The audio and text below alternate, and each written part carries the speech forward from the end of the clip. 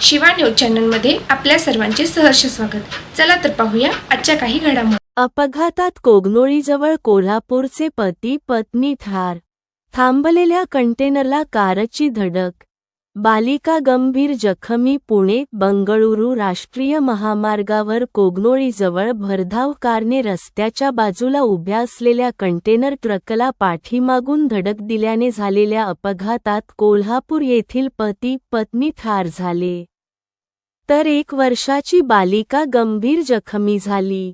या घटनेची नोंद निपाणी ग्रामीण पोलिसांत झाली आहे। जिगर किशोर नाकराने वय 28 व हेतिका जिगर नाकराने वय 24 रा।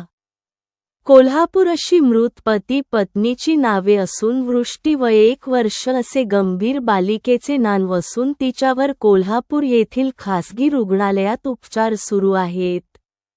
जिगर व त्यांच्या पत्नी हेतिका हे दोघेजण मुलगी वृष्टी हिच्यासमवेत हुबळी येथे कारने गेले होते। तेथून कोल्हापूर येथे परतत होते। दरम्यान त्यांची कार पुणे बंगळुरू राष्ट्रीय महामार्गावर कोगनोळी हद्दीत आरटीओ कार्यालयासमोर आली असता कारची मागून कंटेनर ट्रकला जोरात धडक बसली। यामध्ये जिगर व हेतिका यांच्यासह वृष्टीही गंभीर जखमी झाली। दरम्यान जखमींना उपचारासाठी कोल्हापूर येथील खासगी रुग्णालयात दाखल केले। उपचारादरम्यान हेतिका व जिगर यांचा मृत्यू झाला। याबाबत कंटेनर चालक इम्तिहास याच्या विरोधात ग्रामीण पोलिसात गुन्हा दाखल झाला आहे।